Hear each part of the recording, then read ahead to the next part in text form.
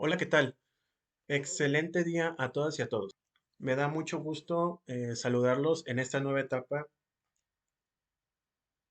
en este nuevo cuatrimestre.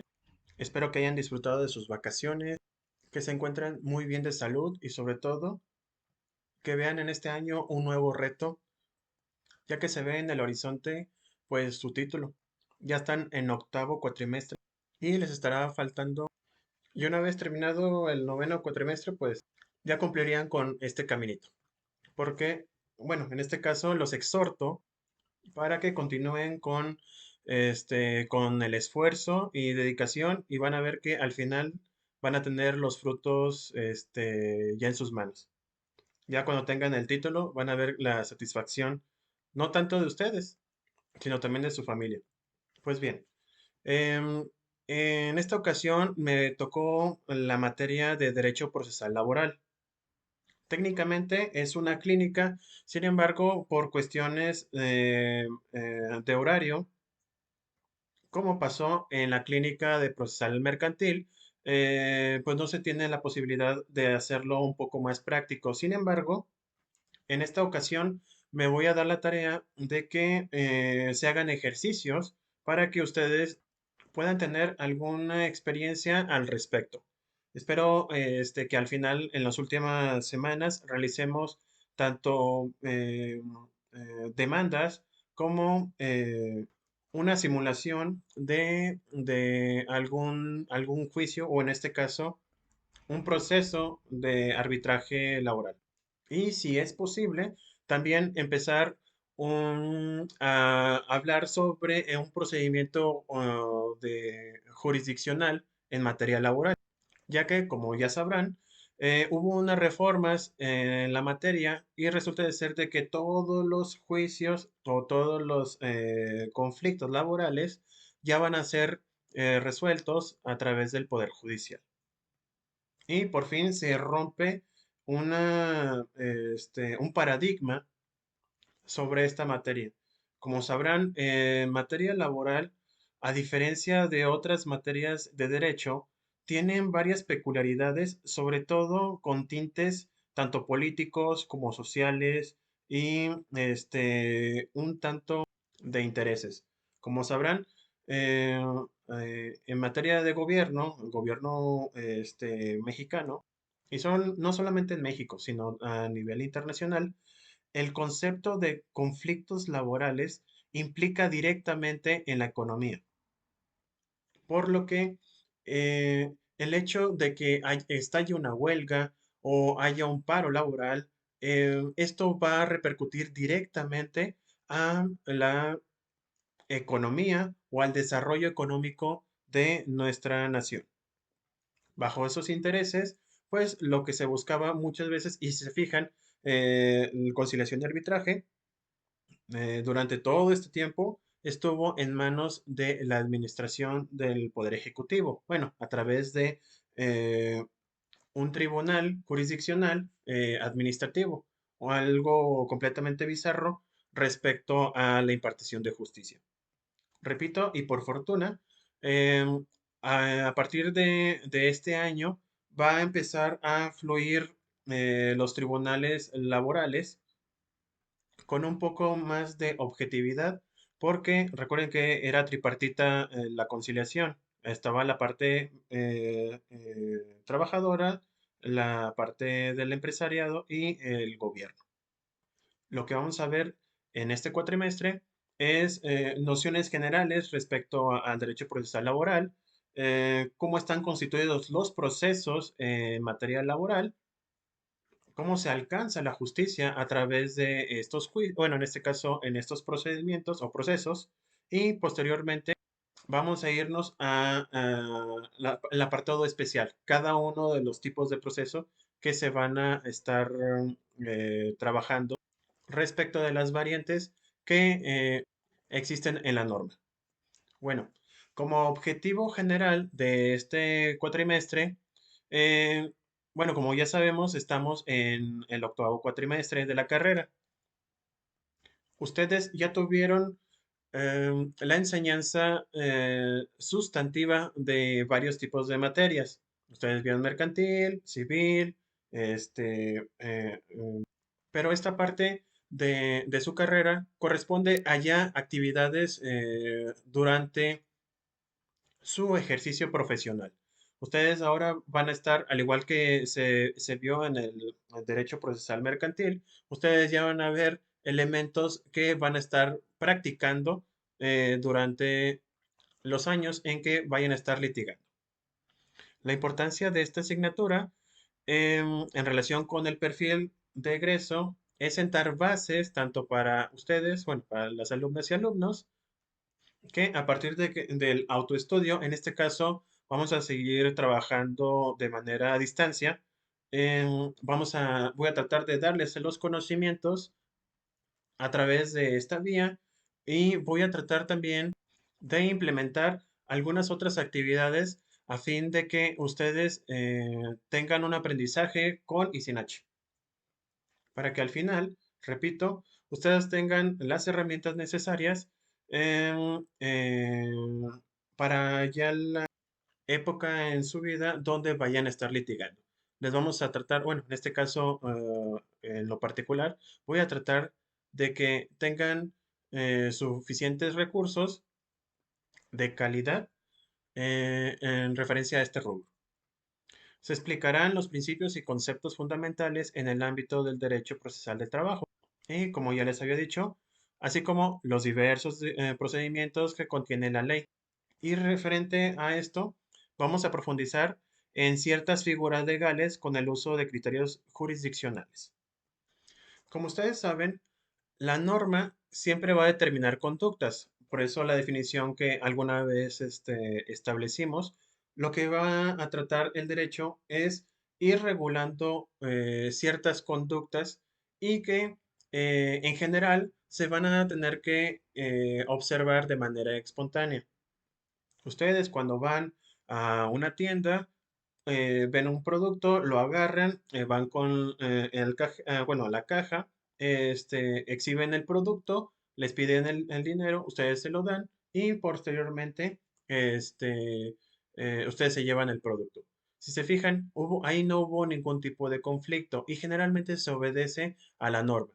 Cada uno, en teoría, tiene la posibilidad de cumplir con las normas y las cumple ya sea por ética o por moral, pero siempre vamos a estar tratando de cumplirlas. ¿Por qué? Nos beneficia el orden, nos gusta cumplir las normas, tampoco, o bueno, a lo mejor no nos gusta que a nosotros nos incumplan las normas y por eso las cumplimos. En fin, hay infinidad de circunstancias por las cuales nosotros siempre observamos las normas y las hacemos de manera espontánea. Pero da la casualidad de que en algunas ocasiones hay una posibilidad contraria y con esta estructura con el proceso se establezcan ciertos principios y otras normas de acción destinadas a lograr el cumplimiento de las normas jurídicas que se dicen violadas. ¿Esto qué quiere decir? Que estas nuevas normas o estas normas que se aplican será para volver al orden original. Si todo el mundo observa las normas de manera espontánea, pues no hay ningún conflicto. Cuando hay algún tipo de conflicto por incumplimiento de estas leyes, lo que va a pasar es que se generan nuevas normas que van a permitir que se regrese a ese orden. Y esas promueven lo que es la continuidad de la norma o de la ley. En la mayoría de los estados modernos, la prohibición de la autodefensa supone una ordenación adecuada que salvaguarda el interés general y el particular en el mantenimiento de la legalidad. ¿A qué me refiero con esto? Que aquí no se va a imponer la ley del monte o la ley salvaje.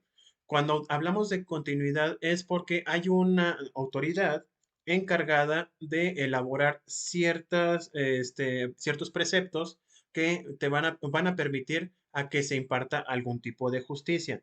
Cuando se ve incumplida una norma, esta autoridad o esta autoridad va a absorber lo que le llamamos venganza privada por una venganza pública. Es decir, una autoridad objetiva va a determinar si hubo una violación o no hubo una violación respecto a un acto.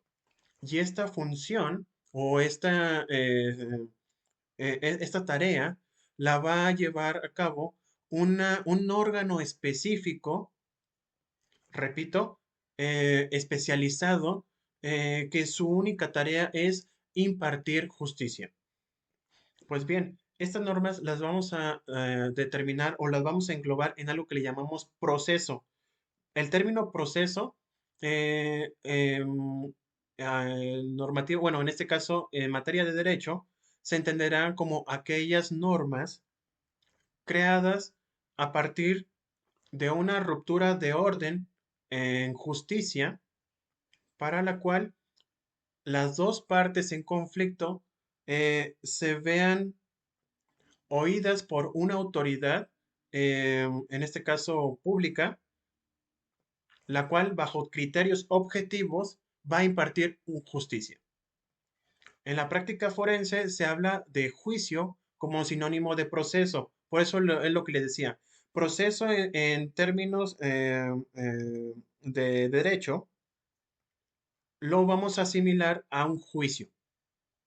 O por ejemplo, en el derecho español también equivalía a sentencia, porque un juicio ya es la decisión final de la autoridad competente para determinar la forma en que se va a resolver el conflicto.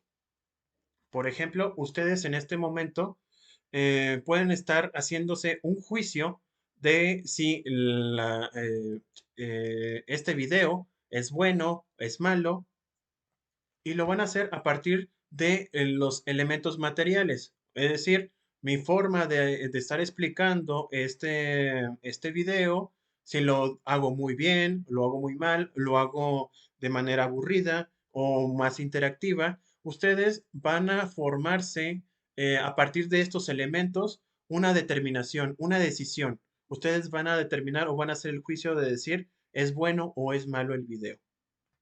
Así igual la autoridad. A partir de los elementos que den las partes, estos van a darle convencimiento o lo van a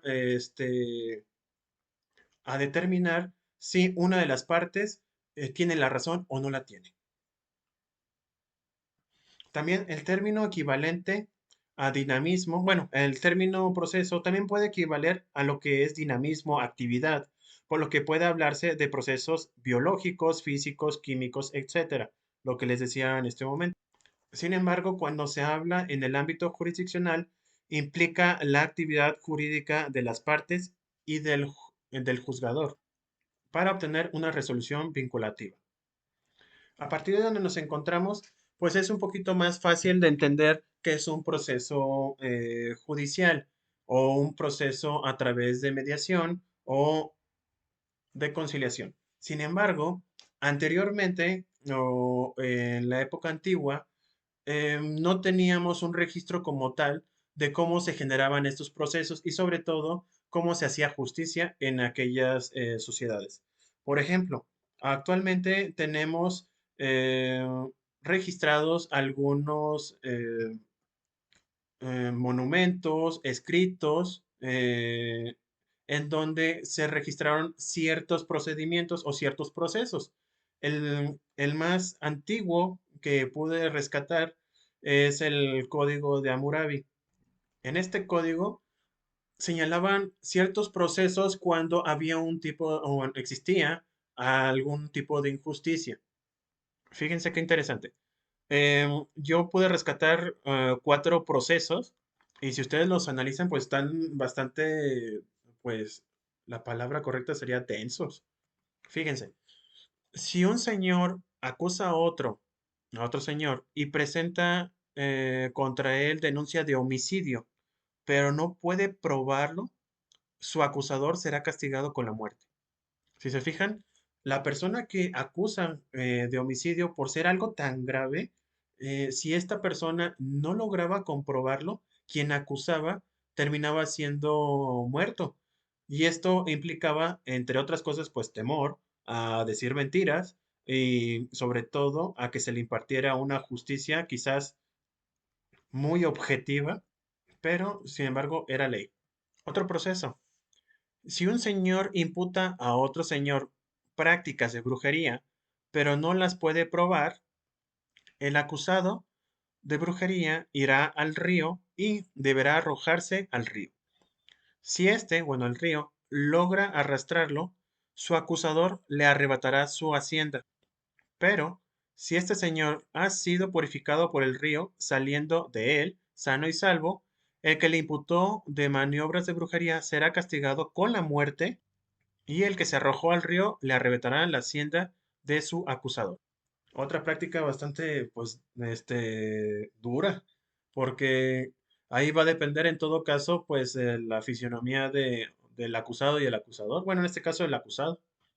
También dentro del proceso, si un señor aparece en un proceso para presentar un falso testimonio y no puede probar la palabra que ha dicho, si el proceso es un proceso capital, es decir, con pena de muerte, el señor será castigado con la propia muerte.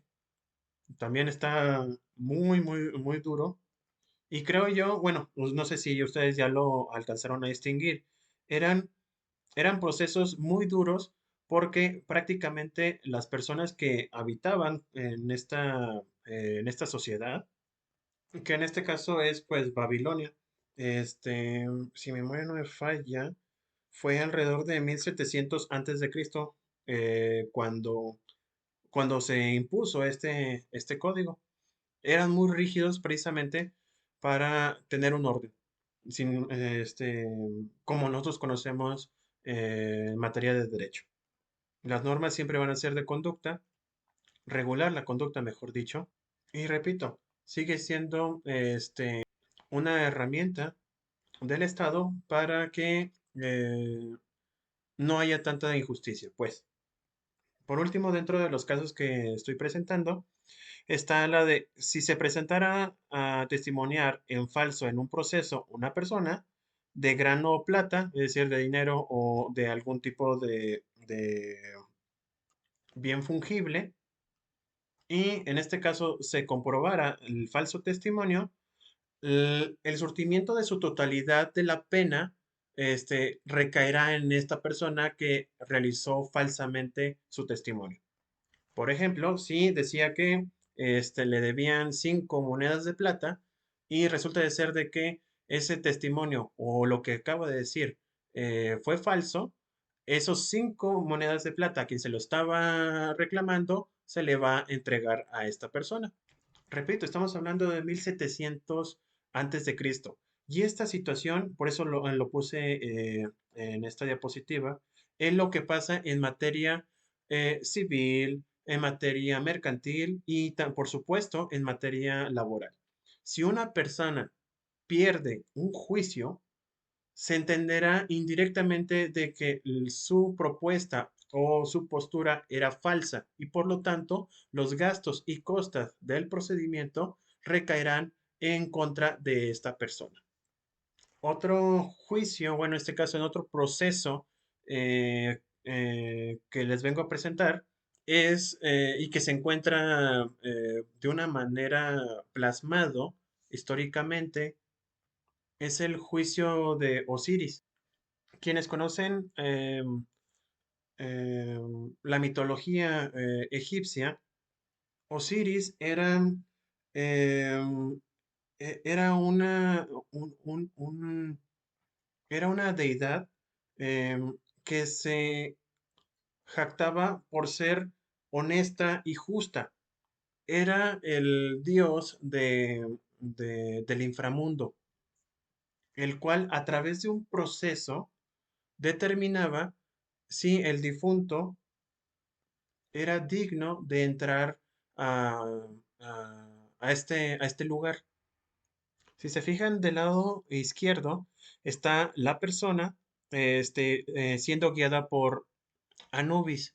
Lo llevaban a un lugar que le llamaban el Duat, y una vez que se encontraban ahí, lo que hacía Anubis era arrancarle el corazón y lo ponía en una balanza. Luego, si se fijan, en la parte de arriba hay varias personas, bueno, se ven como varios personajes y se encontraba ahí al frente este, el difunto. Las personitas que se encuentran en la parte de arriba son dioses. En total eran 42 dioses y le empezaban a hacer preguntas a esta persona para descubrir su comportamiento moral. Es decir, le preguntaban qué fue de su vida, cómo la vivió, cuáles fueron sus logros, qué fue lo que eh, más le importó en la vida. Y conforme se le iban haciendo esas preguntas, el corazón empezaba a disminuir o aumentar de peso en la balanza.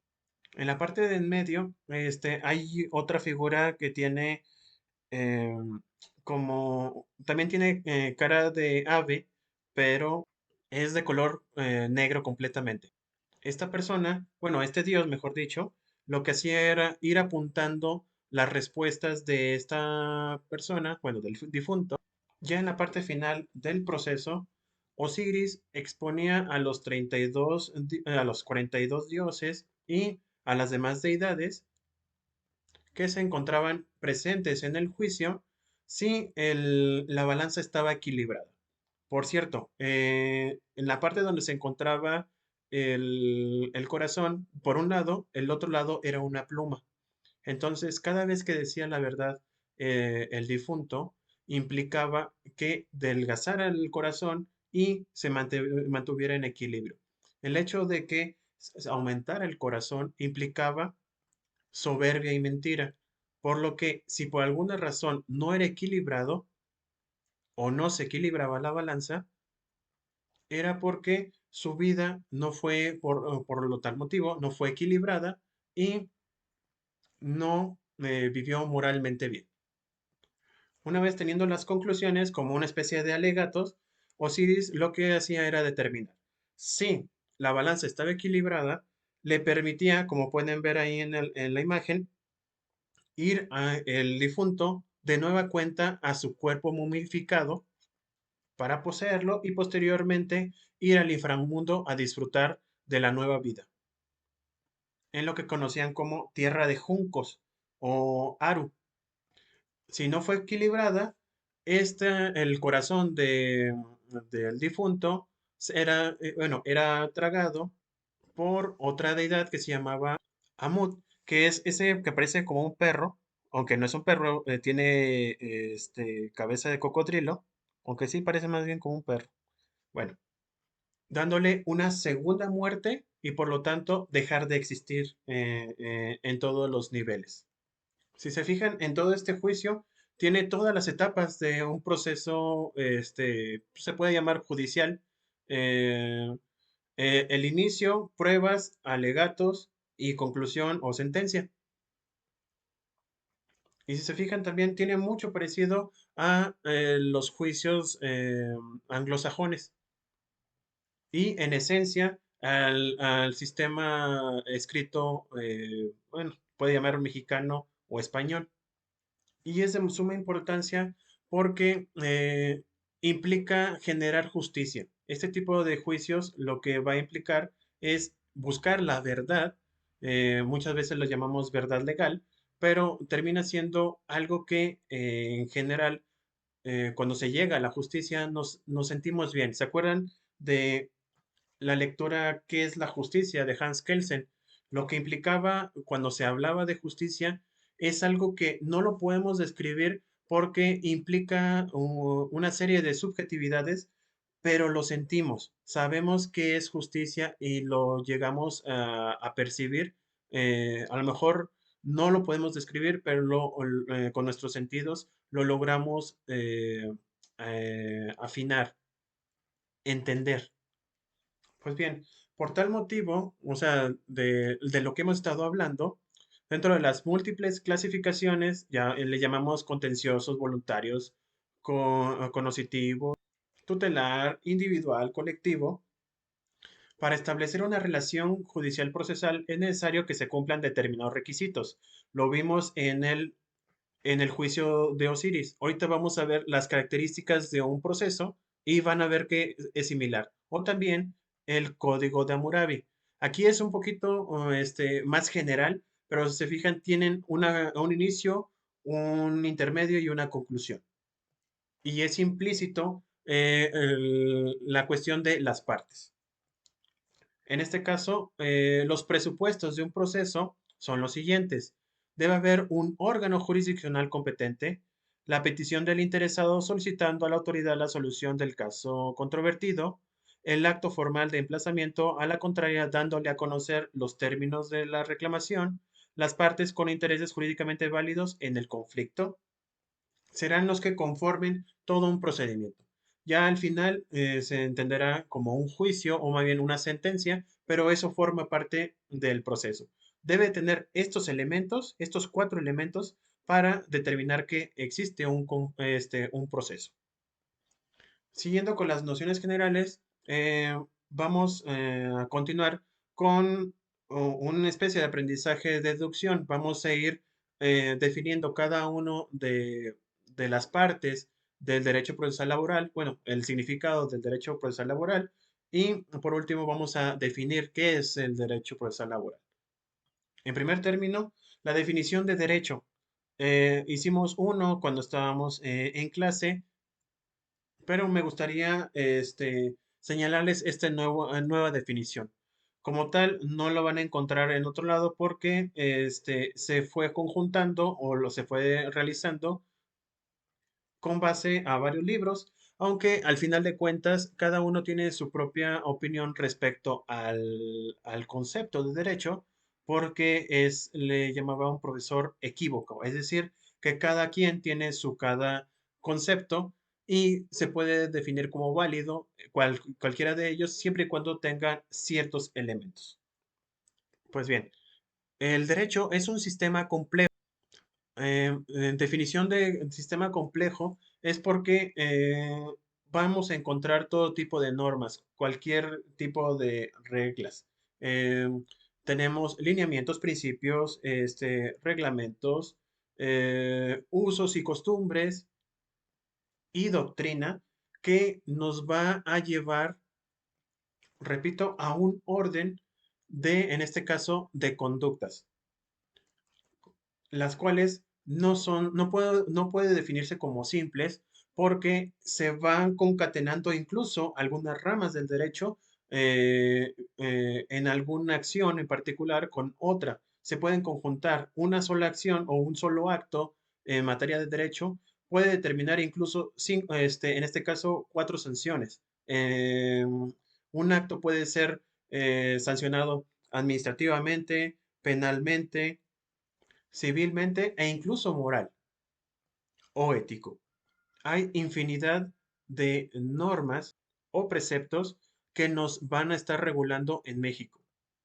Al igual que tenemos leyes locales, reglamentos, bueno, ya lo hemos visto a través de la pirámide de Kelsen, cada uno tiene una regulación y cada uno dependerá mucho incluso en el estado en que nos encontremos. No es lo mismo las normas de Aguascalientes que las normas de Oaxaca, ni mucho menos las de Yucatán. Lo que sí podemos determinar es que son principios y normas sociales que buscan como fin último la justicia y un orden, las cuales van a regular las relaciones humanas y estas frente a los recursos naturales y entes vivientes. Actualmente no podemos dejar las normas que sean reguladas o que se pueda regular frente a otros seres humanos. También, si nosotros hacemos alguna conducta que perjudique a los recursos naturales, podemos ser sancionados. O bien, nosotros, si generamos alguna acción en contra de algún animal, también seremos sancionados, cuya observancia es impuesta de forma coactiva por parte de un poder público que será competente para hacerlo. Por otro lado, tenemos lo que son las ramas del derecho. Eh, ya hemos visto que están el derecho público y el derecho privado. El derecho público es el conjunto de normas que regulan la actividad del Estado en el ejercicio de sus funciones soberanas y en su relación con los particulares en su calidad de poder público. Se caracterizará por la especial situación de privilegio o poder del Estado frente a los ciudadanos. En materia de derecho privado, se encarga de la regulación de las relaciones jurídicas entre individuos constituidos, o sea, sujetos de derecho, pero en condiciones iguales y sin que medie en ello los intereses del Estado.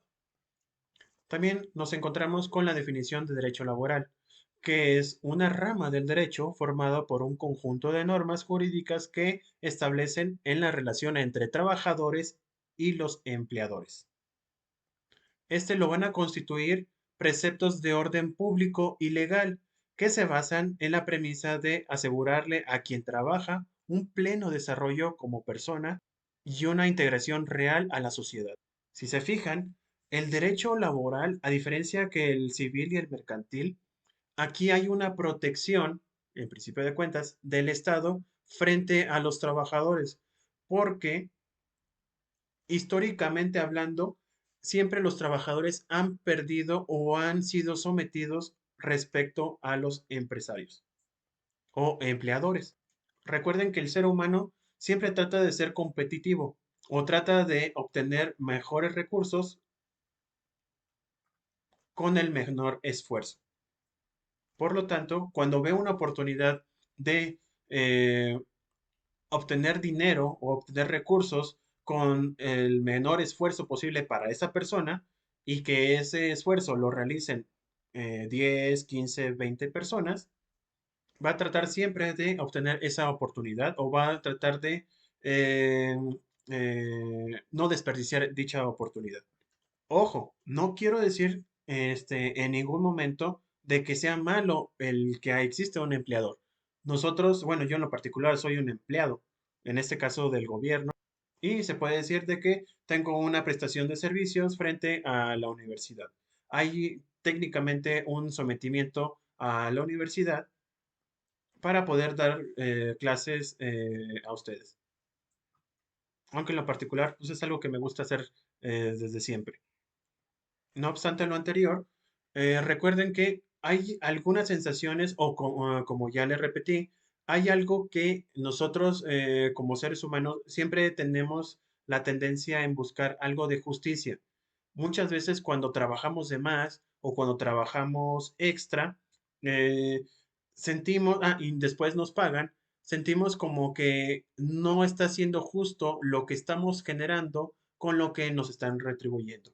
Muchas veces, históricamente hablando, lo que pasaba, no sé, por ejemplo, en las haciendas, en las tiendas de raya, en la época porfiriata, porfirista, mejor dicho, en donde el empleado, bueno, en este caso el peón, trabajaba a principios de la madrugada y terminaba en la noche para volver a hacer lo mismo todos los días durante toda su vida, tratando de pagar las deudas que tenía con el ejidatario, bueno, en este caso el hacendado.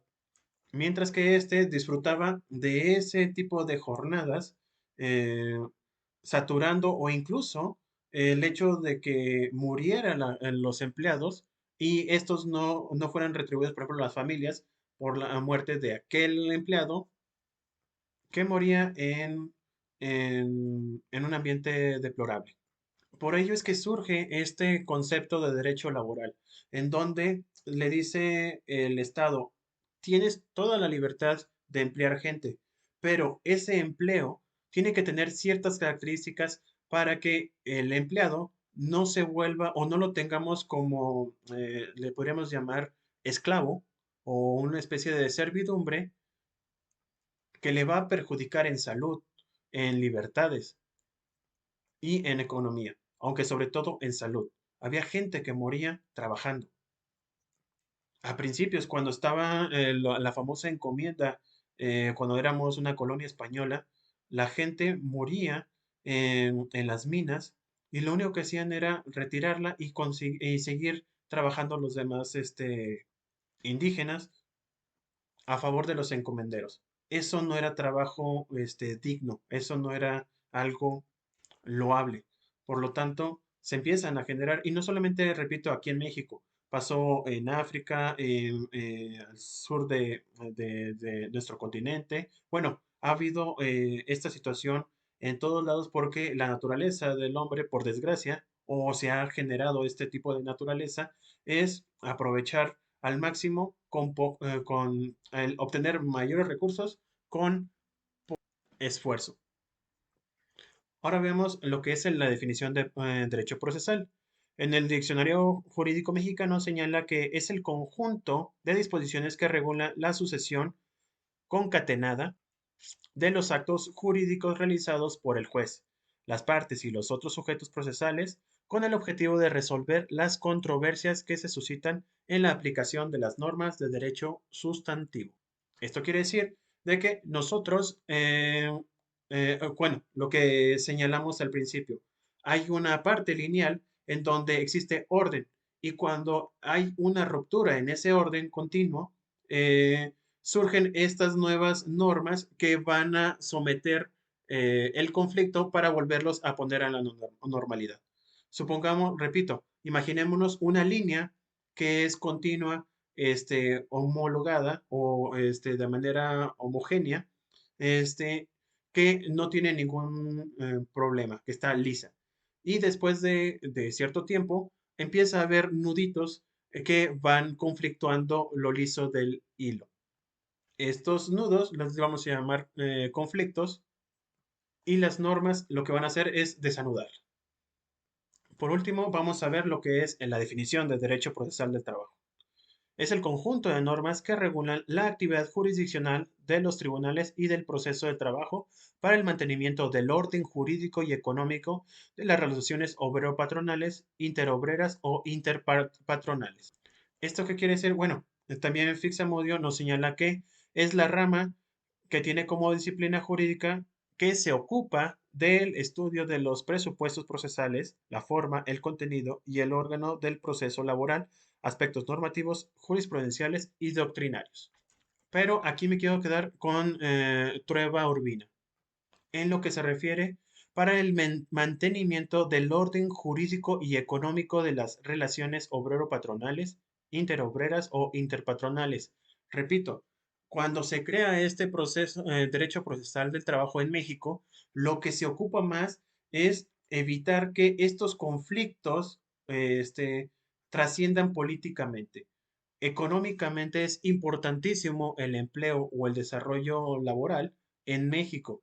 Y si estallara, imagínense que en algún momento dado, bueno, actualmente pues ya no tendría tanta fuerza, pero imagínense que Teléfonos de México se adhiriera o dijera simplemente, todos los trabajadores ya no queremos trabajar en este momento con Carlos Slim y nos vamos a huelga. ¿Qué implicaría? No solamente pérdidas hacia esta persona, sino también tendría problemas o tendría un conflicto económico el propio país por la magnitud de esta empresa. Por ello es que el ejecutivo era el que tenía al mando este tipo de conflictos. Por eso era tripartita. Si se ponían de acuerdo dos, bueno, lo bueno es que este video no lo ven nadie más que nosotros, ¿verdad? Pero si había un conflicto con interés político, como es tripartita de empleado, patrón y gobierno, con que dos estuvieran de acuerdo con algo era más que suficiente para que se resolviera el conflicto de una manera u otra. Y esto ha venido a pasar o ha estado pasando durante mucho tiempo. Afortunadamente se modificó el sistema judicial en México y después de conciliación y arbitraje, pues está lo que conocemos como amparo. Y es un poquito más objetivo. Y más aún, con los nuevos tribunales en materia laboral, va a estar, creo yo, en lo particular va a estar mucho mejor. Ya para finalizar este video, vamos a ver tres características respecto al derecho procesal laboral. Tiene tres tipos de autonomías. Una autonomía legislativa, la cual se produce cuando el legislador se halla en la imposibilidad lógica de aglutinar las normas jurídicas en una cierta materia en algún ordenamiento antes de lo establecido y debe agruparlos por separado. En este caso, no puede haber un solo derecho laboral. Se divide lo que es el derecho laboral en materia sustantiva y el derecho procesal laboral, que es la materia adjetiva. También tiene una autonomía didáctica, cuando la problemática del derecho obliga a la reflexión en forma especializada y a separar los estudios de la disciplina jurídica para su mejor entendimiento. En materia laboral, está la Ley Federal del Trabajo, la cual, si se fijan, está dividida en conceptos y en procedimientos. Esto se hace para una ágil interpretación. Y por último, autonomía científica. Es cuando una rama del derecho tiene objeto propio diferente del que constituye el objeto de otras ramas del derecho. Nosotros no podemos definir una huelga sin remitirnos a lo que es el derecho laboral. Es lo que trata de decir este tipo de autonomía. Bueno, hasta aquí la clase del día de hoy. No sin antes darles varios avisos, nomás rapidísimo. Cuéntenme un minuto. En esta ocasión, bueno, como ustedes ya recordarán, generalmente hago reportes de lectura para su calificación. En este caso, los reportes de lectura van a considerarse como puntos extra y no como tal, como actividades dentro de la materia. ¿Por qué? Eh, con algunos alumnos, algunas alumnas de diferentes grupos, me topé con que prácticamente lo que generaban era copiar y pegar algún resumen de internet y eso no lo veía o no lo veo actualmente como algún tipo de aprendizaje. Lo que quiero es darles un incentivo para que demuestren su interés en la lectura. Lo que estoy tratando o lo que he tratado de hacer en estos últimos cuatrimestres es de que ustedes disfruten la lectura y no realicen la misma como un mero trabajo. Entonces, como va a ser de manera extraordinaria, es decir, que no va a implicar directamente en su calificación de forma estructural, sino que es un extra. eh, esa exigencia extra del reporte va a tener como beneficio que tengan un punto extra. En total van a ser 3 lecturas y también como beneficio es de que el punto extra del reporte puede ser utilizado en cualquiera de los exámenes. Si ustedes hacen 3 reportes y esos 3 reportes, bueno, y en los exámenes parciales sacan 10, al final ustedes van a poder tener 3 puntos extra para su calificación final o en este caso del examen final. El único bemol que tienen en esta ocasión es de que yo voy a calificar la forma, estructura y sobre todo el entendimiento que tuvieron ustedes respecto de la lectura. El reporte va a ser libre y, eh, pero bueno, libre me refiero a de que pueden ser una, dos o tres páginas, hojas, pueden ser 5 o 6. Y a lo que me comprometo es de que la lectura se los voy a entregar y también voy a buscar que esas lecturas también puedan bueno, escucharlas a través de YouTube o que puedan tener narrativa para agilizarles la posibilidad, vamos, posibilitarles de que puedan leer o escuchar en cualquier momento del cuatrimestre. Respecto al video de esta semana, como siempre se les voy a poner una actividad. Ya trabajamos con esto anteriormente, así que les voy a dar cada semana una, una actividad la cual se tendrá que realizar antes del miércoles de cada semana. La calificación va a ser de 5 a 10 y la persona que entregue con posterioridad a la actividad del miércoles va a tener la posibilidad de entregar la actividad, pero reduciéndose por día un punto. Al finalizar, se van a realizar las actividades, bueno, se va a hacer un promedio de las actividades y el porcentaje final va a corresponder a la parte de esa calificación final que se les va a dar. Los criterios los voy a subir a la plataforma, pero quiero que quede muy claro que respecto a los reportes van a ser puntos extra, va a ser, por decirlo, extracurriculares, y con base a ello voy a calificar su esfuerzo conforme a una rúbrica que les voy a también poner en la plataforma, con la advertencia de que si encuentro esos reportes en páginas de internet, sé cuando copian y pegan un reporte. Los reportes, bueno, no lo digo por ustedes, lo digo por otros alumnos, que lo único que hicieron fue buscar en la página de internet, copiaron y pegaron. Tengo un software especial para determinar el porcentaje de plagio e incluso sé exactamente en qué página lo obtuvieron. Las lecturas que les voy a poner, yo las conozco. Sé, es más, incluso con un párrafo, sé que ustedes leyeron dicho reporte. Bueno, en este caso, la lectura. Y pues sería todo. Cualquier cosa que ocupen, ya saben que estamos en WhatsApp.